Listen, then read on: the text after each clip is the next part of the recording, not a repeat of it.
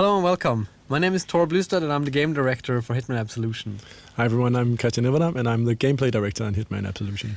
We are very excited and proud to finally share with our longtime fans and everybody else out there what we've been working on very passionately for quite some time now.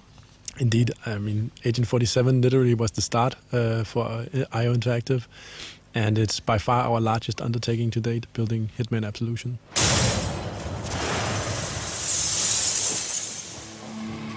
Yeah, so during the next minutes we'll talk you through a portion of the game that takes place in a dark and rainy Chicago, and we catch up with Agent 47 on a quite different type of journey to previous Hitman games.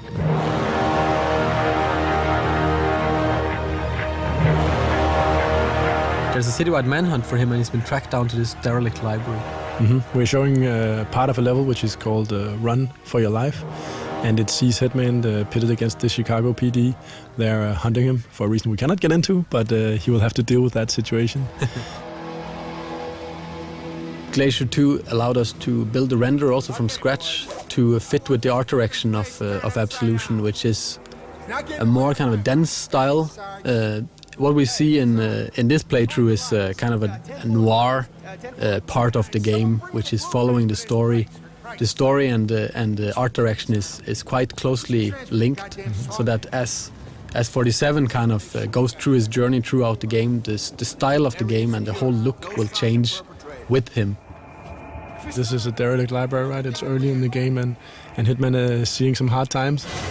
And later, as he hopefully succeeds, the environments will change to reflect that, right? Yes, and also, I mean, this part of the game is called Run for Your Life. So this is where there's a manhunt. He's been compromised. He's on the run, and he starts empty-handed. So it's perfect for us to show off our mechanics in a natural way, where we kind of build up the character throughout this playthrough. And as you can see here, coming up is one of the new features we introduced in Absolution, which is Instinct. Yeah. As you've seen, Agent 47 can sense his enemies through walls, and he can see or try to predict the path they're going to take. And this feature is something that allows for actually looking at what the AI is doing in the 3D world instead of other places and trying to figure out what to do. But also it was also a feature that got added when the AI got so complex and hard to handle for us and the team. We needed some tools for ourselves to actually make sure that we could play the game. So we're thinking, how could we make it easier for the player to avoid this kind of trial and error where you just kind of stumbled onto an AI and they kind of just came down on you. Instinct is also an economy, right? So it fuels a lot of the abilities that Agent 47 has at its disposal. And this also means that, how much you use it will also depend on what difficulty you're playing the game. On the easier difficulties, it will be quite abundant. But on the harder difficulties, you have to really make some choices about what you want to do. Do I want to check for enemies? Do I want to use my disguise powers? Or what do I want to do? You can't find them if the lights... Yeah, I hear you. I hear you. Oh. We can see Agent 47 is messing around with poor Fisano. I think when this trailer went live, we got a lot of feedback on the Fisano character, right? Just that the Sarge is, giving a hard time, and why did we kill him and all that stuff. And obviously, we wanted to show just how much you can actually invest emotionally in a simple police officer, and by choosing to kill him in the end, you actually you kind of feel how much you actually attached to this guy even if it's only for minutes, right? And obviously you are free not to kill him. It's perfectly up to the player, completely up to the player what he wants to do. Yeah, I mean we are kind of showing off one kind of version of a Hitman in our playthrough, but it's all up to the player when they eventually get their hands on this by themselves to choose which kind of Hitman they want to be here and how they want to play out. If they want to kill the Sarge because they think he's an asshole, that's perfectly fine. It might be a little difficult to get to him because he's kind of surrounded by cops, but it is possible. And if you want a little kind of poetic justice in your playthrough, knowing our players, I think quite a few will.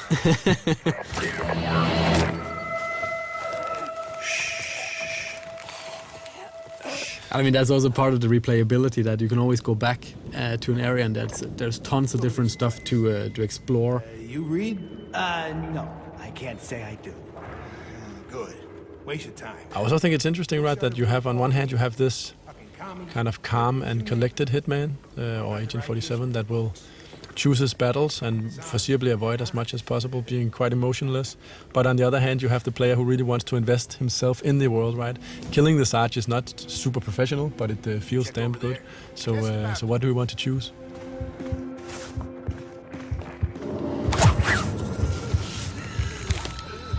We've been spending a lot of time with our AI trying to build it's the most complex AI we built to date, and we have what we call an intelligence spectrum that allows the AI a far more nuanced behavior than ever before. While in the old games it was very kind of binary or kind of black and white, that you went into a situation and if either they knew you or they didn't. If they found you out, every AI in the world, every NPC would just come down on you and try to kill you.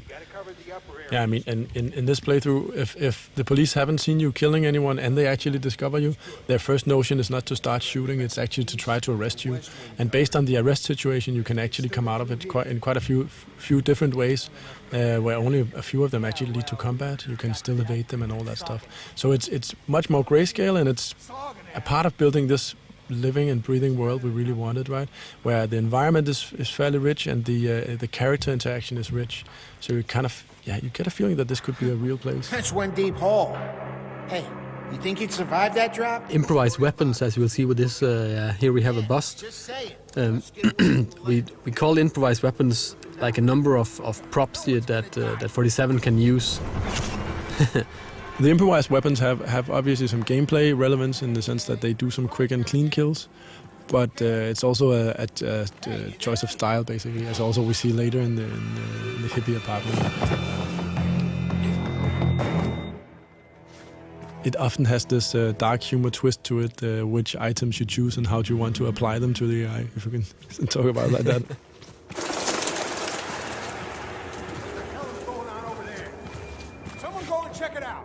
Got it, we're on it. We just saw Agent 47 scan the area with his instinct, and it actually also allowed him to see some of the environment objects that he can interact with.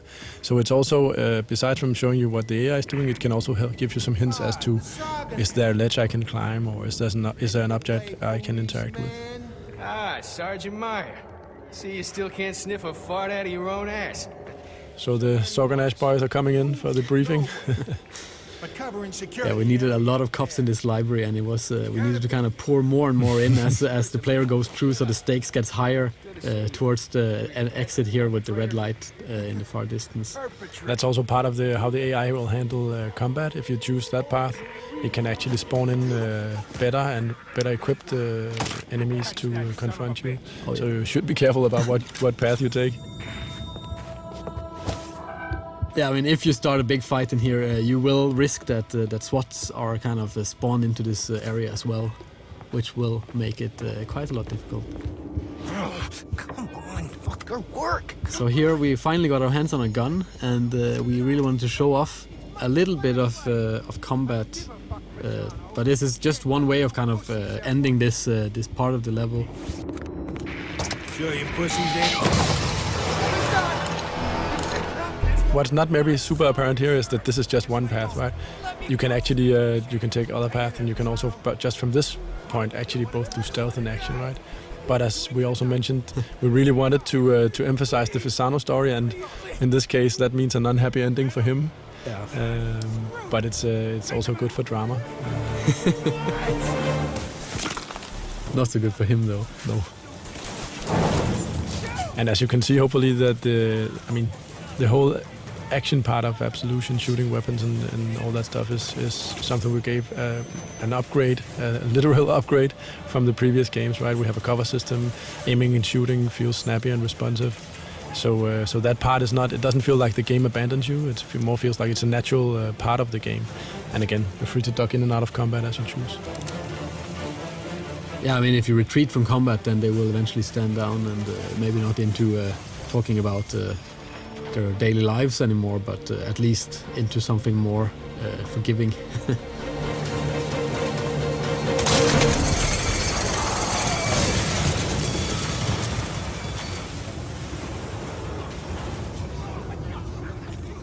We're nearing a moment which I always find very nice, the reveal of the Chicago, right? The skyline. speaking of Glacier 2, I always, I really love the way the rain trickles down his head. It's really, the skin shade and the reflections there are pretty nice.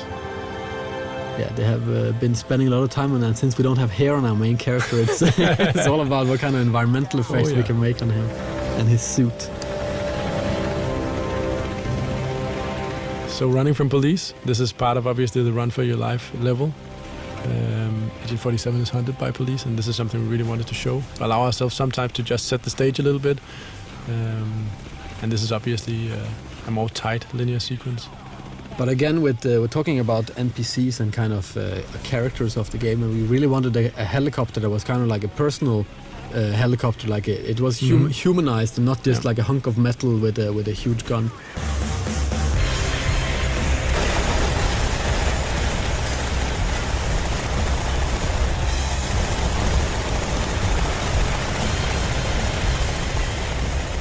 And also this pigeon coop is good for showing off some destructible props and other things.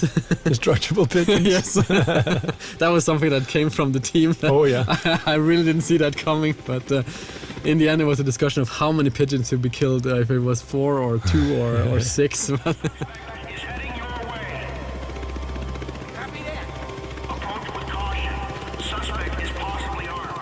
Another feature that makes a return in Absolution is obviously the disguise gameplay, and it's always been central to the franchise, this ability of Agent 47 to impersonate the people around him, right? Take their clothes as disguise. But it's something also, I mean, we never really got the time to explore what this mechanic really could do, and we always wanted to do more with the disguises in the old games, but we never kind of found the time or had the people to do it.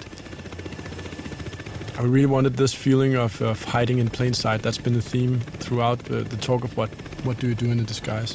As we can see later, that's coming up. But also just the feeling of actually walking around where people don't really know who you are. It's quite powerful. It's an experience that is very close to the Hitman games. And as we can see, Hitman is slowly approaching the hippie apartment. And I think that's very interesting in terms of how do we build a new AI, what do we mean when we talk about doing new stuff. And in this case it introduces the concept of a trespassing zone. So the apartment here is actually a zone, and most people are actually allowed in there. The hippies are kind of very friendly, but if there's one thing they really don't like, it's obviously cops, as it says on the poster. So coming here disguised as a police officer is maybe not the best idea, and that's why also Agent 47 will have to duck and weave a little bit in here. We're so busted, man! Ugh, fucking pigs! Bro, dude, calm down. Maybe they just want to chill, you know? They don't want to. Yeah, this is also, I mean, this is from a topical point of view. We really wanted a lot of diversity in the game, and also being able to mix it up. So we have this very serious playthrough so far, and then adding this kind of very ridiculous setting of the hippies kind of flushing pot out the toilet. Come on, flush it! It's a shit toilet! It's a big part of Absolution is kind of trying for us to fit together the most kind of unexpected things for the player. So as they walk through the game, they never really know what's around the next corner, and they always would kind of want to play just to see what the hell is up next, right? And yeah, here's one of these improvised weapons, the bong, one of my favorites. Yeah, and you can see. Yeah, they're cool. You notice we have a small challenge also going off there, killing someone with a bong. And throughout the game, there are a multitude of different challenges you can try to pursue as a player. And this is also tied into all the different weapons, the improvised weapons and others, that the way you use them is also tied into all these challenges. So here coming up is actually the use of the instinct power while wearing a disguise. So this will allow Agent 47 to fool enemy AI for a brief period while burning off instinct. And yeah, one of the new things you can do in Absolution. Yeah, probably got called down. You going down? Wow, exciting. Characters is in general very important for us to have kind of pretty unique and interesting characters for the players to meet throughout the game. This guy is actually he's living here in Copenhagen. He's called Ola, I think. He's a musician, and we've face scanned I don't know how many 100 people for the game in general, and kind of mixed and matched them up. No, No, we haven't got any reports. No eyewitnesses of anybody. For the ending of this playthrough, we really wanted kind of a big ending, and we made this lobby area that really it kind of cries out for a big shootout. But instead of doing that, we kind of wanted to show off another one of the disguise mechanics, which we call hiding in plain sight. Which in the case of the police officers, it's using these kind of donuts that are kind of placed around the level. I mean, and throughout the game, you'll have to learn or figure out which disguise fits with which environment interactions, and this is a good example of it. Also, just saying that it's still very much a stealth or outsmarting game, so most people will not choose necessarily to shoot people as their first choice. But I mean, for those that really want a big fight, I mean, they can always just bring out some guns and try.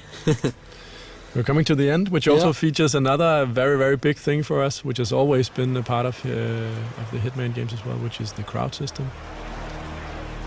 And it's safe to say that this time around it's also seen quite a development, something you can look forward to. Yeah, this is just a little tease. Yeah, definitely. So, but thanks a lot for watching and taking these 17 minutes with us. And thank you for all your good comments and all the nice feedback we've been getting so far.